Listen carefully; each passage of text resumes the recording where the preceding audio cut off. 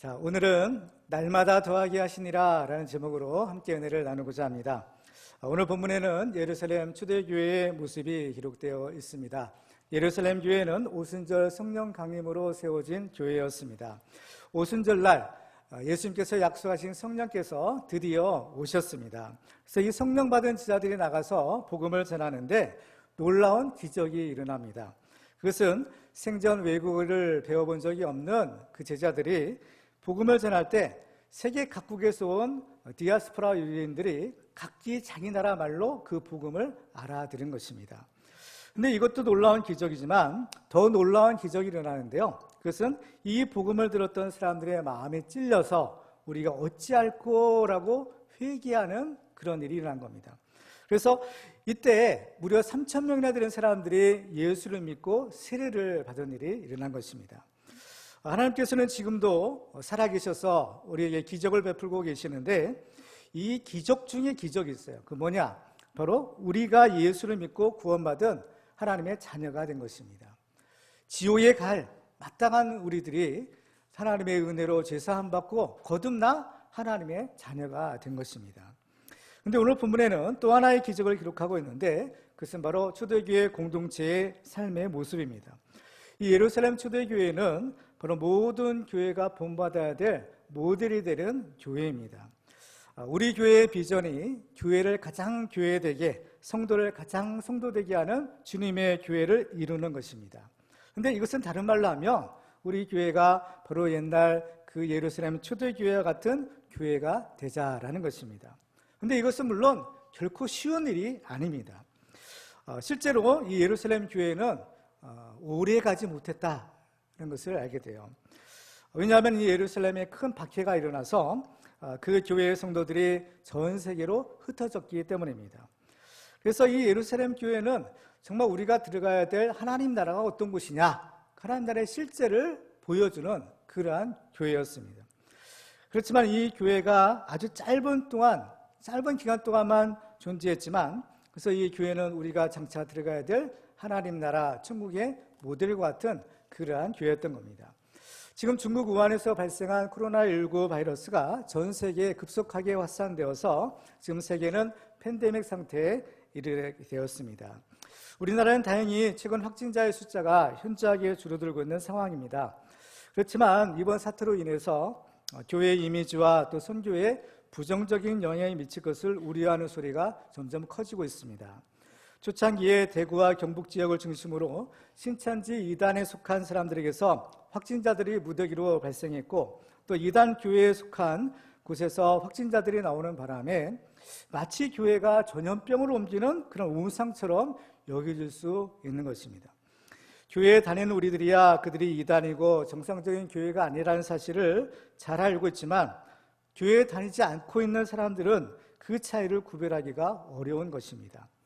게다가 언론에서는 다분히 악의적이고 또 고의적인 의도로 일부 현장 예배를 고수하는 교회를 부정적으로 방송하는 일이 있었습니다. 그렇기 때문에 정상적인 교회들조차도 다른 사람들을 배려하지 않는 이기적이고 또 반사회적인 그런 광신도들의 집단처럼 그런 취급을 당할 위험성이 다분히 있는 것입니다.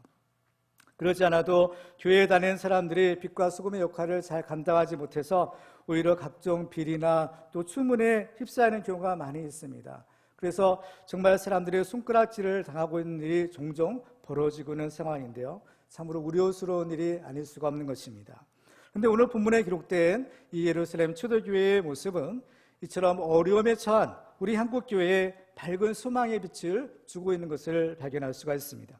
오늘 보면 마지막 사도행전 2장 47절 말씀을 보면 하나님을 찬미하며 또 온 백성에게 칭송을 받으니 주께서 구원받는 사람을 날마다 더하게 하시니라 라고 말씀하고 있습니다.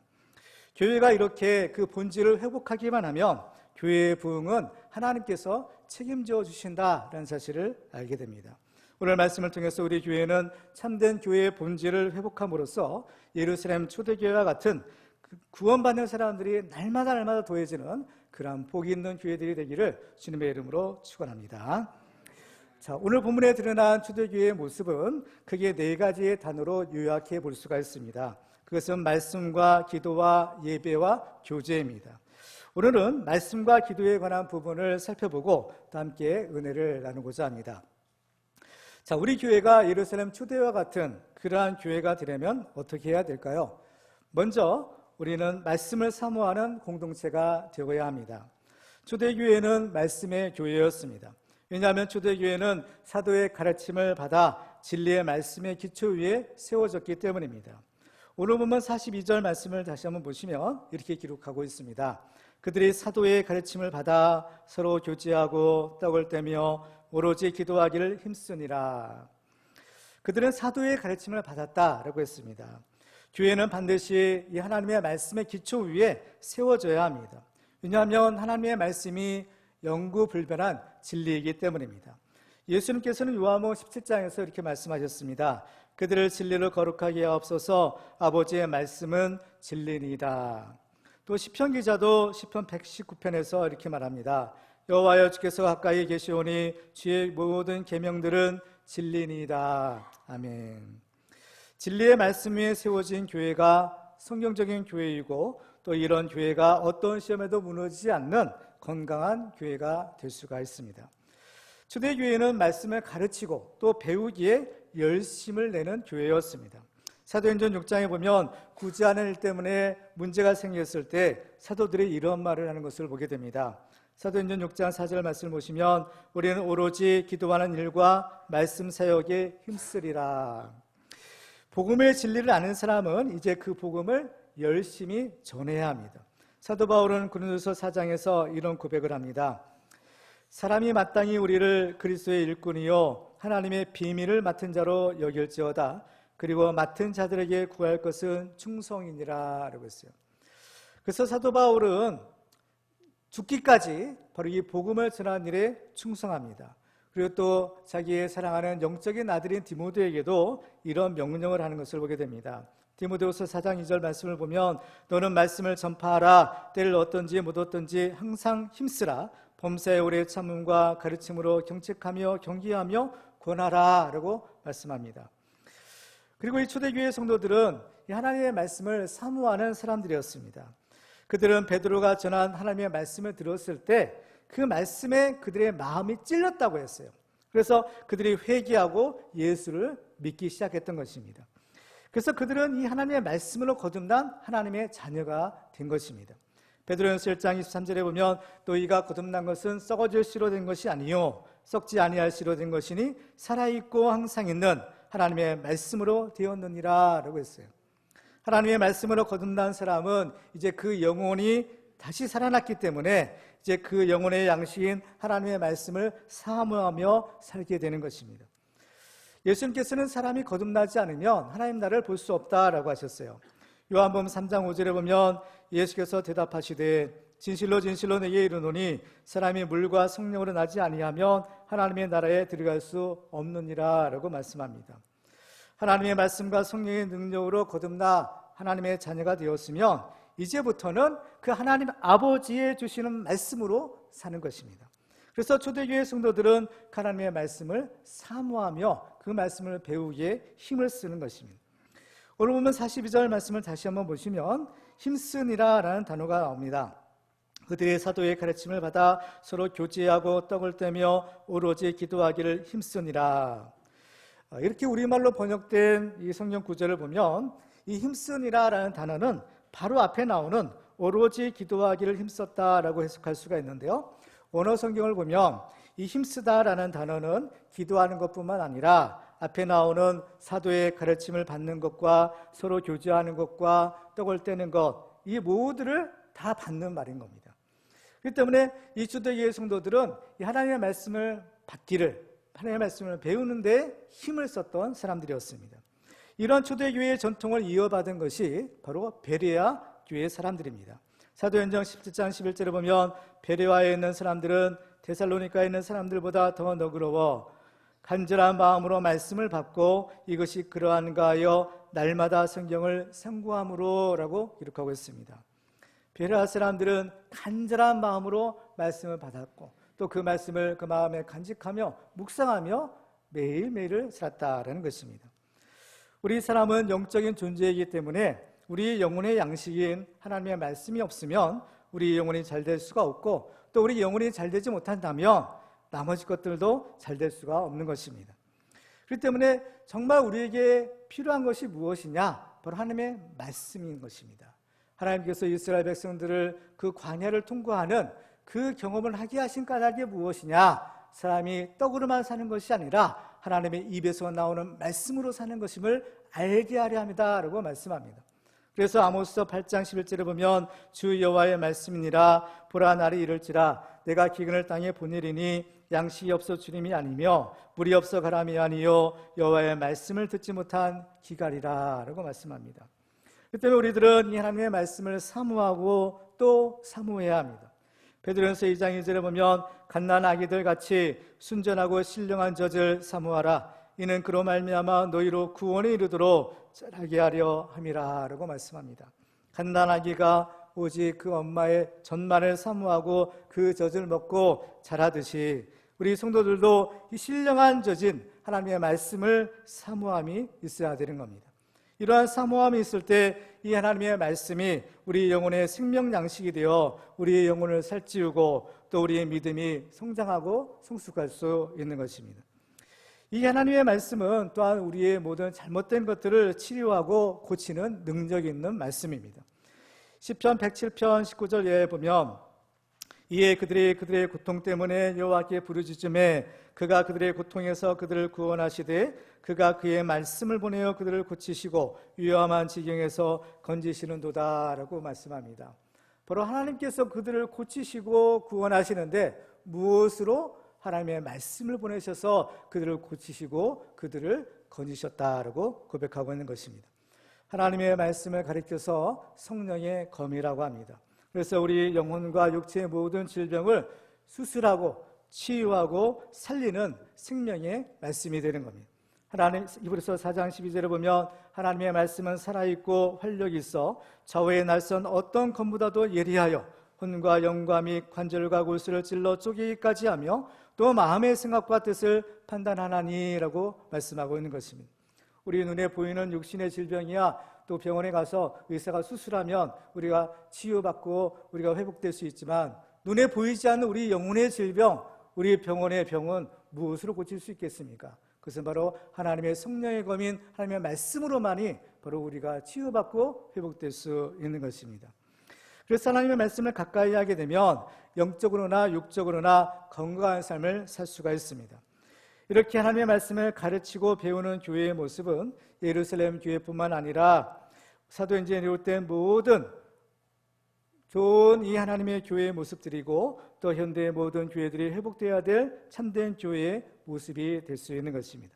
그래서 인류의 역사를 보면 개인이든지 교회든지 나라든지 이 하나님의 말씀을 가까이 하고 그 말씀대로 순종하는 자들에게는 하나님의 큰 축복이 임하였던 것을 보게 됩니다. 시편 119편 164절과 165절을 보시면 주의 의로운 규례들로 말미암아 내가 하루 7번씩 주를 찬양하나이다. 주의 법을 사랑하는 자에게는 큰 평안이 있으니 그들에게 장애물이 없으리이다 라고 말씀하고 있습니다. 큰 평안을 주시고 그들에게 장애물이 없을 것이다 라고 말씀합니다. 장애물이 없는 것이 형통한 길입니다. 여호수아 1장 8절에 보면 이 율법책을 내 입에서 떠나지 말게 하며 주의 하루 것을 묵상하여 그 안에 기록된 대로 다 지켜 행하라. 그러면 내 길이 평탄하게 될 것이며 내가 형통하리라. 주님께서는 이미 바로 누누이 우리가 잘되고 복되고 형통한 길을 갈 수 있는 비결을 가르쳐 주십니다. 그것은 바로 하나님을 사랑하고 그 말씀을 지켜 행하는 것입니다. 좌로나 우로나 치우치지 말고 오직 그 말씀대로만 가기만 하면 그 길은 생명의 길이요 그 길은 바로 구원의 길이요 또 그 길은 형통한 축복의 길이 될 줄로 믿습니다. 우리 교회도 열심히 하나님의 말씀을 가르치고 또 배우는 데 힘써서 초대교회 같은 말씀의 능력이 살아 역사하는 복된 교회가 되기를 주님의 이름으로 축원합니다. 두 번째로 우리 교회가 예루살렘 초대교회와 같은 교회가 되기 위해서는 어떻게 해야 될까요? 그것은 기도하기를 힘쓰는 공동체가 되어야 합니다. 초대교회는 기도하는 공동체였습니다. 오늘 보면 42절 말씀을 다시 한번 보시면 그들이 사도의 가르침을 받아 서로 교제하고 떡을 떼며 오로지 기도하기를 힘쓰니라 라고 말씀하고 있습니다. 교회가 해야 될 여러 가지 일들이 있지만 그 중에서 가장 중요하고 본질적인 일이 있는데 그것은 바로 하나님께 기도하는 것입니다. 이사야서 56장 7절 말씀을 보시면 내가 곧 그들을 나의 성산으로 인도하여 기도하는 내 집에서 그들을 기쁘게 할 것이며 그들의 번제와 희생을 나의 제단에서 기꺼이 받게 되리니 이는 내 집은 만민이 기도하는 집이라 일컬음이 될 것임이라 라고 말씀합니다. 예수님도 내 집은 기도하는 집이다 라고 말씀하셨어요. 초대교회가 생긴 과정을 보면 바로 제자들이 열심히 기도했을 때 그 기도를 통해서 탄생되었던 것을 보게 됩니다. 사도행전 1장 14절에 보면 여자들과 예수의 어머니 마리아와 예수의 아들과 더불어 마음을 같이하여 오로지 기도에 힘쓰더라 라고 했어요. 그래서 초대교회 성도들은 모두가 오로지 기도에 힘썼던 사람들이었습니다. 사도행전 6장 4절에서도 사도들도 이렇게 다짐하죠. 우리는 오로지 기도하는 일과 말씀 사역에 힘쓰리라 라고 말합니다. 그러면 그들은 왜 이처럼 오로지 기도하는 일에 힘을 썼을까요? 그 이유는 우리가 할 수 있는 유일한 하나님의 일이 바로 기도하는 것이기 때문입니다. 사실 모든 일을 이루시는 분은 하나님이십니다. 우리가 성령을 받는 것도 구원을 받는 것도 또 우리 교회가 부흥하는 것도 사람의 노력이나 열심으로 되는 것이 아니라 전적인 하나님의 은혜로 되는 것입니다. 그러니까 모든 것은 다 하나님이 하신다라는 겁니다. 그런데 그 하나님이 일하시도록 하나님이 역사하시도록 하는 것이 바로 우리의 기도인 것입니다. 모든 일은 하나님이 하시지만 하나님께서 굳이 우리의 기도를 통해서 하나님께서 역사하시는 까닭이 있어요. 그 무엇인가 하면 우리를 바로 하나님의 동역자로 삼아 주시기 때문입니다. 그리고 또 이 하나님의 이 놀라운 일이 바로 우리 인간의 구원과 우리 인간에게 복을 주시기 위한 일이기 때문인 것입니다. 그렇기 때문에 하나님께서는 이 일을 위해서 우리 사람을 하나님의 거룩한 동역자로 삼으시고 우리와 함께 일하기를 원하시는 겁니다. 그런데 우리가 할 일이 무엇인가요? 우리가 할 수 있는 것은 아무것도 없는 겁니다. 그렇기 때문에 하나님께서 우리가 할 수 있는 단 한 가지를 맡겨주셨는데 그것은 바로 기도하라라는 것입니다. 아무리 하나님께서 복을 주시고 하나님이 일하시고자 하셔도 우리가 기도하지 않으면 안 하시겠다고 하시는 겁니다. 그렇기 때문에 우리들은 기도해야 될 사명이 있는 것입니다. 그래서 기도는 구원받은 우리 성도들의 특권이자 의무인 것입니다. 그래서 기도는 영혼의 호흡처럼 우리 영혼의 생명과 불가분의 관계에 있는 것입니다. 숨쉬지 않으면 우리가 죽는 것처럼 우리 영혼이 살려면 우리에게 생명을 주시는 그 하나님께 계속해서 기도해야 됩니다. 그런데 기도에 대한 오늘 말씀의 기록을 보면 기도하는 일에 오로지 힘을 썼다라는 표현을 계속하고 있는 것을 보게 됩니다. 기도하는 일에 오로지 힘을 썼다는 거예요. 이것은 기도하는 것이 결코 쉬운 일이 아니다라는 것입니다. 누가 말하기를 기도는 노동이라는 말을 했습니다. 일반적으로 일이라는 말 대신에 노동이라는 말을 쓸 때에는 이것이 아주 힘들기 때문에 하기 싫다, 하기 어렵다라는 뉘앙스가 들어있는 겁니다. 그러면 왜 기도하는 것이 그렇게 힘들고 어려운 일이 될까요? 우리는 예수님께서 겟세마네 동산에서 기도하시는 장면을 통해서 그 이유를 발견할 수가 있습니다. 오늘 본문에 속한 사도행전을 기록한 것이 바로 누가입니다. 근데 누가는 복음서 중에서 누가복음을 또한 기록했습니다. 그래서 누가복음 22장 42절에 보면 누가 예수님이 기도하는 장면을 이렇게 기록하고 있어요. 아버지여, 만일 아버지의 뜻이거든 이 잔을 내게서 옮기시옵소서. 그러나 네 원대로 마시옵고 아버지의 원대로 되기를 원하나이다. 자, 예수님이 기도하실 때 여기서 보면 예수님이 원하시는 것과 하나님이 원하시는 것이 서로 달랐다는 거예요. 그죠? 그러니까 예수님의 솔직한 마음은 십자가를 지지 않는 겁니다. 그런데 하나님의 뜻은 뭐예요? 내가 십자가를 지라는 겁니다. 이 둘의 뜻이 서로 맞지가 않는 거예요. 하나님이 원하시는 것과 우리가 원하는 것이 서로 일치가 된다면 이렇게 고민할 필요가 없는 겁니다. 아멘 할렐루야를 순종하면 되는 것이죠. 그런데 하나님이 원하시는 것과 또 우리가 원하는 것이 서로 다를 때가 문제입니다. 그래서 필요한 것이 바로 기도예요. 기도는 내 뜻을 이루는 것이 아니라 하나님의 뜻을 이루는 도구예요. 기도는 내가 원하는 것을 때를 써서 얻어내는 것이 아니라 하나님이 주시고자 하는 것을 순종함으로 받는 것이 기도인 것입니다. 마리아가 가브리엘 천사로부터 예수님의 수태고지를 들었을 때 이렇게 순종하는 장면이 있습니다. 누가복음 1장 38절에 보면 마리아가 이르되 주의 여종이오니 말씀대로 내게 이루어지이다 하며 천사가 떠나가니라. 주의 말씀대로 내게 이루어지이다. 이게 무슨 뜻입니까? 하나님의 거룩하시니 그 메시아를 잉태하겠다는 겁니다. 그런데 이 마리아는 그 당시에 어땠나요? 정혼을 하고 약혼한 상태지만 아직 결혼하지 않는 겁니다. 결혼하지 않는 처녀가, 그죠? 결혼하지 않는 여자가 임신해서 배가 불러오면 돌에 맞아 죽는 겁니다. 그럼에도 불구하고 이것이 하나님의 뜻이라면 죽으면 죽으리라, 이 각오로 순종하는 것이 마리아의 믿음이었던 겁니다. 그래서 이 마리아를 통해서 예수님이 탄생하신 거죠.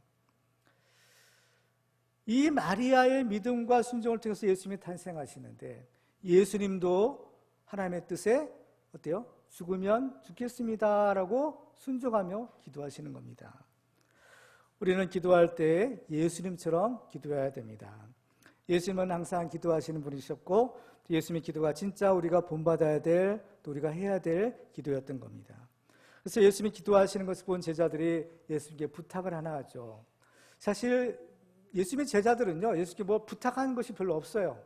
다만 엉뚱한, 주님의 좌우편에 앉게 해달라는 그런 엉뚱한 부탁을 하는 경우는 있었지만, 사실 예수님이 그들의 모든 필요를 다 알고 채워주시기 때문에 그들이 이거 해달라 저거 해달라 이렇게 할 필요도 없는 겁니다. 예수님이 다 해주시는 거예요. 근데 그들이 예수님께 정말 간절하게 부탁드린 것이 하나 있어요. 그 뭐냐? 기도를 가르쳐달라는 겁니다. 왜냐하면 그들은 예수님이 기도하시는 것을 보고, 야, 우리도 저렇게 한번 기도해봤으면 좋겠다, 이 간절한 소원이 생긴 겁니다. 그래서 예수님이 가르쳐 주신 것이 바로 주기도문입니다. 자, 주기도문을 보세요. 하늘에 계신 우리 아버지, 아버지의 이름을 거룩하게 하시며 아버지의 나라가 오게 하시며 아버지의 뜻이 하늘에서와 같이 땅에서도 이루어지게 하소서. 여기서 보면 예수님의 기도는 하나님의 뜻이 이루어지게 해달라고 기도하시는 겁니다. 근데 이 기도는 물론 예수님도 기도하시지만 누구를 위한 기도라고 했어요? 우리가 드려야 될 기도라는 겁니다. 우리가 이렇게 기도해야 된다는 거예요. 그러면 누구의 뜻이 이루어지도록 기도하라는 거예요? 아버지의 뜻이에요. 내 뜻이 아니라 아버지, 하나님 아버지의 뜻이 이루어지도록 기도하라는 겁니다. 요한에서 5장 14절에 보면 그를 향하여 우리가 가진 바 담대함이 이것이니 그의 뜻대로 무엇을 구하면 들으심이라 라고 했어요. 누구의 뜻대로요? 그의 뜻대로요. 그의 뜻대로 무엇이든지 구하면 들어주신다라는 것입니다. 하나님의 뜻대로 우리가 기도할 때 하나님은 반드시 우리 기도를 들으시고 응답해 주시는 겁니다. 이렇게 예수님이 기도하시니까 어떤 일이 일어났나요? 누가복음 22장 13절에 보면 천사가 하늘로부터 예수께 나타나 힘을 더하더라 라고 했어요. 힘을 더하더라요. 하나님이 힘을 주시는 겁니다. 무슨 힘을 주세요? 십자가를 질 수 있는 힘, 하나님의 뜻에 순종할 수 있는 힘을 주셨다는 겁니다. 근데 예수님이 기도하시는 것을 보시면 44절에 보면 예수께서 힘쓰고 애써 더욱 간절히 기도하시니 땀이 땅에 떨어지는 핏방울 같이 되었다라고 기록하고 있습니다. 우리가 하나님의 뜻을 알고 뜻을 분별하는 것은 매우 중요합니다. 우리가 신앙생활을 바르게 하려면 하나님의 뜻을 모르면 할 수가 없어요. 하나님의 뜻을 깨닫고 분별하는 것은 너무나 중요한 일인데요. 근데 그보다 더 중요한 것이 있습니다. 그것은 뭐냐? 우리가 깨달은 하나님의 말씀, 깨달은 하나님의 뜻을 순종하는 거예요. 근데 하나님의 뜻에 온전하게 순종한다는 것은 그렇게 쉬운 일이 아니다라는 겁니다. 예를 들면 하나님께서 아브라함에게 내가 백세에 얻은 내 사랑하는 독자 이삭을 어때요? 바치라고 해요. 이게 쉬운 일인가요? 쉬운 일이 아닌 겁니다. 오늘 본문에도 보면 예수님이 어때요? 내가 십자가를 져야 된다는 거예요. 죄가 없는 예수님인데 내가 사람을, 우리 인간을 구원하기 위하여 내가 십자가를 지라는 겁니다. 이처럼 하나님의 뜻에 순종한다는 것은요, 결코 쉬운 일이 아닌 것입니다. 그래서 예수님이 그렇게 간절하게 힘써 애써 기도하시는 거예요. 그러니까 예수님이 이렇게 간절하게 기도하시니까 어때요? 하나님이 힘을 주시는 겁니다. 할 수 없는 일을 할 수 있도록, 그죠? 그 힘을 주시는 거예요. 예수님처럼 이처럼 내 뜻을 꺾고 하나님의 뜻이 이루어지도록 죽기로 각오하면 100% 기도의 응답을 받을 수 있는 겁니다. 근데 성경을 보니까요, 이렇게 기도하는 것을 쉬지 말고 하라고 했어요.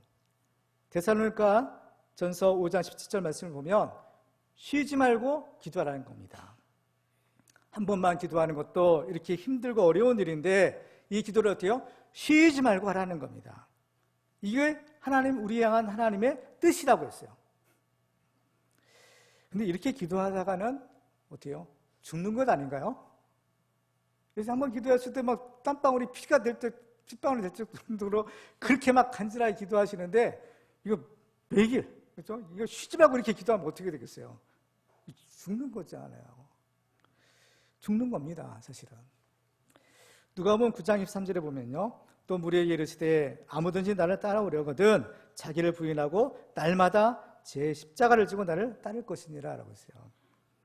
십자가를 지고 나를 따른다. 자기를 부인한다. 이거 뭐요? 죽는다는 거예요. 죽어야 된다는 겁니다.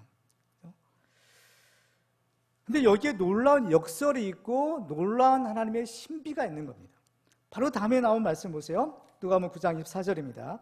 누구든지 제 목숨을 구원하고자 하면 잃을 것이요 누구든지 나를 위하여 제 목숨을 잃으면 구원하리라는 거예요. 그러니까 살려고 하면 죽는다는 겁니다. 그렇지만 죽고자 하면 산다는 거예요. 역설이에요. 구약 성경을 보면요, 이스라엘이 미스바에 모여서 금식하고 회개하며 기도합니다. 근데 그때 블레셋 군대가 쳐들어오죠. 그러니까 잔뜩 겁을 먹은 이스라엘 사람들이 사무엘에게 이렇게 부탁합니다. 사무엘상 7장 8절을 보시면 이스라엘 자손이 사무엘에게 이르되 당신은 우리를 위하여 우리 하나님 여호와께 쉬지 말고 부르짖어 우리를 블레셋 사람들의 손에서 구원하시게 하소서. 쉬지 말고 부르짖어 기도해달라는 겁니다. 정말 어려운 부탁이 아닐 수가 없어요. 근데 사무엘은 그들의 요청을 거절하지 않습니다. 사무엘상 7장 9절에 보면 사무엘이 젖먹는 어린 양 하나를 가져다가 온전한 번제를 여호와께 드리고 이스라엘을 위하여 여호와께 부르짖음에 여호와께서 응답하셨더라. 젖먹는 어린 양, 힘없는 어린 양. 우리는 이와 같이 아무 힘도 없습니다. 우리는 이렇게 죽을 수밖에 없습니다. 자기 자신을 온전한 번제로 드리는 심정으로 하나님께 죽기로 각오하고 부르짖었더니 하나님이 응답하셨더라. 사무엘은 이때만 아니라 이스라엘을 위해서 쉬지 않고 기도하는 사람이었습니다. 사무엘상 12장 23절에 보면 나는 너희를 위하여 기도하기를 쉬는 죄를 여호와 앞에 결단코 범하지 아니하고 선하고 의로운 길을 너희에게 가르칠 것인즉 이라고 합니다.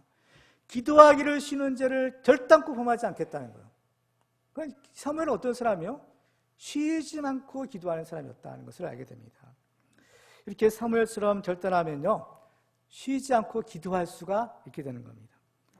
성경을 보면 사무엘이 기도하면 하나님이 다 응답해 주시는 거예요. 한번 성경을 집에 가셔서 한번 잘 찾아보세요. 사무엘의 기도에서 응답받지 못한 기도가 있었는지.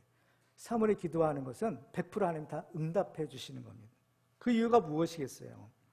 그래서 사무엘은 이 에베네셀의 기념비를 세워서 하나님께 기도하면 반드시 도와주신다는 사실을 기억하라라고 말씀합니다. 사무엘상 7장 12절을 보면요, 사무엘이 돌을 취하여 미스바와 센 사이에 세워 이르되 여호와께서 여기까지 우리를 도우셨다 하고 그 이름을 에베네셀이라 하니라. 기념비를 하나 세웠다는 겁니다. 승전표. 블레셋과의 싸움에서 이기고 승리해서 승전비를 세우는데 누구를 위한 승전비냐? 자기 이름을 내기 위한 승전비가 아니에요. 그래서 하나님께 영광을 돌리고 또 이스라엘 백성들 또 그 후손들을 위해서 이 기념비를 세우는 겁니다. 에베네셀의 기념비. 하나님이 여기까지 우리를 도와주셨다는 겁니다. 우리가 하나님 앞에 기도하니까 하나님이 도와주셨고 우리가 승리를 거두었다. 이 기념비를 세우는 것입니다. 그렇죠? 여러분은 인생에 이 에베네셀의 기념비가 있습니까? 하나님께 목숨 걸고 기도해서 응답받은 체험과 경험이 있으신가요? 이 에베네셀의 기념비가 있는 사람만이 오로지 기도하기에 힘을 쓸 수 있는 겁니다. 이 예루살렘 교회의 성도들은 오로지 기도하기에 힘을 썼다라고 했는데요. 이 예루살렘 초대의 교회는 이 에베네셀의 기념비가 있는 교회였습니다. 그들은 마가의 다락방에 모여서 오로지 기도에 힘을 썼을 때 예수님이 약속하신 성령을 받은 겁니다. 그들이 성령 받았기에, 이 경험이 있기에, 이 체험이 있기에 그들은 오로지 기도하기에 더 힘을 쓸 수 있었고 또 그 기도의 응답을 받을 수가 있었던 겁니다. 초대교회 성도들이 이렇게 오로지 기도에 힘을 썼을 때 그들은 놀라운 기적을 체험하게 됩니다. 그 기적은 하나님의 말씀을 전할 때에 따르는 기사와 이적과 표적들이었어요. 귀신이 떠나가고 불치병에 걸린 사람들이 일어나고 죽은 자가 살아나는 기적인 것입니다. 그런데 이러한 기적은요, 지금도 일어나고 있죠. 또 지금도 종종 경험할 수 있는 기적들입니다. 그런데 성경을 보면 이런 것들보다도 더 큰 기적이 일어났어요. 그게 뭐냐? 바로 이 사도행전의 초대교회에서만 일어났던 유일한 기적 중의 기적이에요. 자, 오늘 보면 사도행전 2장 13절 이하를 보겠습니다. 사람마다 두려워하는데 사도들로 말미암아 기사와 표적이 많이 나타나니 믿는 사람이 다 함께 있어 모든 물건을 서로 통용하고 또 재산과 소유를 팔아 각 사람의 필요를 따라 나눠주며 라고 기록합니다. 그 당시 초대교회 안에는 가난한 사람들이 많이 있었습니다. 그래서 그들을 구제할 필요가 생겼던 거죠. 지금 좀 한번 보세요. 우리가 이제 같이 교회에서 예배를 드리고 있는데 어떤 사람이 아주 가난해서 정말 먹을 것이 없어서 이게 굶주려요. 너무 힘들게 살아요. 그러면 그 사람을 보고 어떠한 마음이 들겠어요? 하나님께서 어떠한 마음을 주시겠어요? 당연히 그 사람을 도와주라는 거죠. 그렇죠? 이것이 하나님의 뜻인 겁니다. 내게 있는 것, 내게는 조금 더 여유가 있는 것들을 나누어 주는 것이죠. 이게 하나님의 뜻인데 이 하나님의 뜻에 순종하는 것이 이 쉬운 일인가요? 이 결코 쉬운 일이 아닌 겁니다. 우리가 하나님을 믿지 않았을 때는 이것은 불가능한 일이에요. 있을 수 없는 일인 겁니다. 그렇지만은 우리가 예수를 믿고 우리가 이 하나님의 구원의 공동체 안에서 신앙생활 할 때에는 이것이 더 이상 불가능한 일이 아닌 겁니다. 그래서 예수 그리스도 안에서는 능치 못함이 없는 거예요. 불가능한 일이 없는 겁니다. 예수 안에서는 모든 것이 가능하고 아멘으로 순종할 수 있는 것입니다. 사도행전 4장에 보면 초대교회 성도들이 기도하는 장면을 기록하고 있어요. 그들이 기도했을 때 땅이 흔들리고 성령의 충만함을 받게 됩니다. 그리고 나서 어떤 일이 있었느냐? 사도행전 4장 32절 이하에는 이렇게 증거합니다. 믿는 무리가 한 마음과 한 뜻이 되어 모든 물건을 서로 통용하고 자기의 재물을 조금이라도 자기 것이라 하는 이가 하나도 없더라. 사도들의 큰 권능으로 주 예수의 부활을 증언하니 우리가 큰 은혜를 받아 그 중에 가난한 사람이 없으니 이는 밭과 집 있는 자는 팔아 그 판 것의 값을 가져다가 사도들의 발 앞에 두매 그들이 각 사람의 필요를 따라 나누어 줌이라. 이 초대교회 성도들 가운데는 가난한 사람이 없었다는 겁니다. 어떻게 이러한 일이 일어날 수 있겠어요? 초대교회가 이렇게 오로지 기도하기에 힘을 썼을 때 전무후무한 믿음의 승리를 거두고 이 에베네셀의 승전비를 세울 수가 있었던 것입니다. 그래서 이러한 체험을 하게 되면요, 쉬지 않고 기도할 수 있는 겁니다. 성경을 보면 시편 기자도 이러한 기도의 응답의 체험을 받은 사람이에요. 시편 116편 1, 2절을 보면 여호와께서 내 음성과 내 간구를 들으심으로 내가 그를 사랑하는도다. 그의 귀를 내게 기울이셨으므로 내가 평생에 기도하리로다. 언제 기도해요? 네, 평생에 기도하겠다는 겁니다. 쉬지 않고 기도하겠다는 거죠. 하나님의 기적을 체험하고 기도의 응답을 받은 믿음의 선진들은 저마다 각자의 자기 에베네셀의 승전비를 세운 사람들이었던 것을 보게 됩니다. 그 중에 한 사람이 바로 엘리야인데요. 야고보서 5장 17절과 18절을 보시면 엘리야는 우리와 성정이 같은 사람이로되 그가 비가 오지 않기를 간절히 기도한즉 3년 6개월 동안 땅에 비가 오지 아니하고 다시 기도하니 하늘이 비를 주고 땅이 열매를 맺었느니라 라고 해요. 엘리야는 우리와 성정이 같은 사람이었다라고 말합니다. 이것은 우리와 똑같은 사람이었다는 거죠. 그런데 이 엘리야가 이렇게 놀라운 기적을 체험하죠. 엘리야가 기도하니까 하늘이 닫히기도 하고 열리기도 하는, 하나님께서 이러한 기도의 응답을 주었다는 겁니다. 그런데요, 이 엘리야가 하나님 앞에 기도하는 장면을 보면요, 우리 한번 생각해 볼 것이 있어요. 열왕기상 18장 42절 이하에 보면 그 장면을 이렇게 기록합니다. 엘리야가 갈멜산 꼭대기로 올라가서 땅에 꿇어 엎드려 그의 얼굴을 무릎 사이에 놓고 그의 사환에게 이르되 올라가 바다 쪽을 바라보라. 그가 올라가 바라보고 말하되 아무것도 없나이다. 이르되 7번까지 다시 가라. 7번째 이르러서는 그가 말하되 바다에서 사람의 손만한 작은 구름이 일어나나이다. 이르되 올라가 아합에게 말하기를 비에 막히지 아니하도록 마차를 갖추고 내려가소서 하라 아니라. 자, 엘리야가 이 응답을 받을 때 몇 번을 기도했다고 했죠? 7번. 7번까지 기도했다는 겁니다. 성경에서 7이라는 숫자는 완전수를 의미합니다. 7번까지 기도했다. 그것은 응답 받을 때까지 기도했다는 거예요. 계속 기도한 겁니다. 언제까지요? 그 기도가 이루어질 때까지. 포기하지 않는 겁니다. 그래서 엘리야가 7번까지 기도했다라고 하는데요. 사실은 이 하나님의 응답은 그럼 언제 이루어졌을까? 7번째 기도가 딱 끝나니까 이루어졌을까요? 아닙니다. 이 하나님의 응답은 엘리야가 첫 번째 기도할 때 이미 이루어진 겁니다. 엘리야가 기도를 시작했을 때 하나님은 이미 비를 머금은 큰 구름을 이미 보내주기 시작하신 거예요. 다만 문제는 그것이 사람의 눈에 보이지 않는 것입니다. 먼 곳에서 오기 때문에 이미 구름 기둥은 이미 출발했어요. 그렇지만 이곳에서 이 기도 현장에서 볼 때는 안 보이는 겁니다. 이미 구름 기둥은 하나님의 명령을 받아 이미 출발해서 오고 있어요. 우리에게 오고 있는 겁니다. 다만 우리 눈에 보이지 않는 것뿐이에요. 그래서 우리는 어때요? 기도할 때 우리 눈에 보일 때까지 기도하는 겁니다. 그래서 엘리야도 7번이나 기도했다는 거예요. 7번째가 되니까 그 손바닥만한 작은 구름 조각을 볼 수 있었던 거예요. 손바닥만한 작은 구름 조각이지만 그 구름 조각은 어때요? 큰 비를 머금은 은혜의 비였던 겁니다. 구름이었던 겁니다. 우리도 구름 기둥을 볼 때까지 포기하지 않고 기도하는 거예요. 다니엘도 보면요, 다니엘 기도하기를 시작했을 때 이미 하나님의 그 기도를 들으시자마자 그 기도에 응답하셨다고 성경은 기록합니다. 다니엘이 기도할 때 하나님이 천사를 보내주셨어요. 그 천사가 뭐라고 하는가 하면 내가 기도를 시작할 즈음에 명령이 내렸으므로 이제 내게 알리러 왔다라고 말합니다. 기도를 언제요? 시작했을 때, 시작할 때 이미 하나님은 응답을 보내주셨다는 거예요.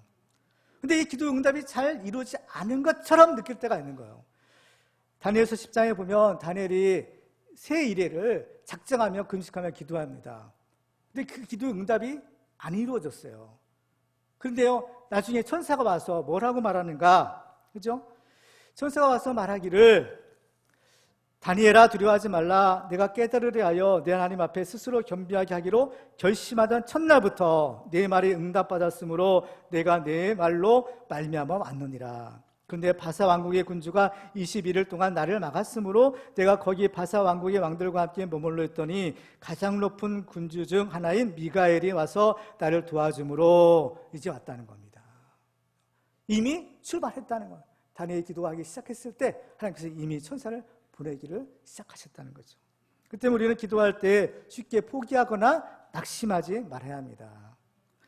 우리가 기도하면요, 반드시 하나님 우리 기도를 들어주시고 응답해 주셔요. 이게 하나님의 약속인 겁니다. 하나님이 지금도 살아계시고 하나님의 약속을 지키시는 신실한 분이기 때문에 우리가 기도하기만 하면 하나님이 다 들으시고 응답해 주시는 거예요. 이걸 믿으셔야 되는 겁니다. 예수님이 기도에 대한 가르침을 주실 때 불의한 재판장과 과부의 비유를 들어 말씀해 주셨어요. 그때 처음에 무슨 얘기를 하세요? 누가복음 18장 1절에 보면 예수께서 그들에게 항상 기도하고 낙심하지 말아야 할 것을 비유로 말씀하셨다는 겁니다. 어떻게 기도해요? 항상 기도하고 낙심하지 말라는 거예요. 포기하지 말라는 겁니다. 누가복음 18장 6절에 보면 예수님이 이렇게 말씀하시죠. 주께서 또 이르시되 불의한 재판장이 말한 것을 들으라. 하물며 하나님께서 그 밤낮 부르짖는 택하신 자들의 원한을 풀어주지 아니하시겠느냐? 그들에게 오래 참으시겠느냐? 내가 너에게 이르노니 속히 그 원한을 풀어주시리라. 그러나 인자가 올 때 세상에서 믿음을 보겠느냐 하시니라. 이 믿음 갖고 포기하지 말고 기도하라는 겁니다. 사무엘의 기도에 응답하시고 엘리야의 기도에 응답하시고 예수님의 기도에 응답해 주신 하나님은 지금도 살아계셔서 우리의 기도에 응답하시는 분이신 것을 믿으시기 바랍니다. 그러므로 우리 교회가 예루살렘 초대교회 같은 그러한 복 있는 교회가 되려면 먼저 기도해야 됩니다. 기도해서 하나님의 뜻이 이루어지도록 하는 것입니다. 그래서 하나님께서 우리에게 맡겨주신 사명이 있다면 우리는 그 사명을 어때요? 믿음으로 순종하는 것입니다. 안 됩니다, 못합니다, 할 수 없습니다가 아니라 하나님이 나에게 맡겨주셨다면 내가 해보겠습니다. 나는 할 수 없지만 내가 하나님께 기도하면서 해보겠습니다. 기도해서 하나님이 힘 주시고 지혜 주시고 능력 주시고 도울 사람들 주시면 내가 능히 할 수 있음을 믿습니다. 이 중요한 것. 그래서 우리가 하나님 일을 하는 것도 내가 원해서 하는 것이 아닌 겁니다. 누가 원하는 거요? 하나님이 원하시기 때문에 하는 겁니다. 비록 그 일이 힘들고 십자가를 지는 것처럼 그렇게 힘들고 어려운 일을 할지라도 하나님이 나에게 사명을 주셨다면 기도하면서 그 일을 감당하는 것입니다. 그럴 때 바로 그 사람을 통해서 하나님의 거룩한 뜻이 이루어지고 놀라운 성령의 역사와 그 기적과 부흥의 축복이 이루어지는 것입니다. 그래서 우리 교회는 오로지 기도하기에 힘을 써서 하나님의 뜻을 이루고 기적을 체험하며 또 예루살렘 초대교회와 같은 부흥하는 교회가 되기를 주님의 이름으로 축원합니다. 말씀을 맺겠습니다. 이제 우리 교회가 우리 교회의 본질을 회복하고 예루살렘 초대교회와 같은 교회가 되려면 하나님의 말씀을 사모하는 공동체가 되어야 되고 또 기도하기에 힘쓰는 공동체가 되어야 합니다. 하나님의 말씀을 사모하며 가르치고 배우기를 힘쓰고 오로지 기도하기에 힘을 써서 우리 수만교회가 예루살렘 교회와 같은 하나님이 함께 하시는 교회, 참된 교회가 되는 그런 축복의 교회가 되기를 주님의 이름으로 축원합니다.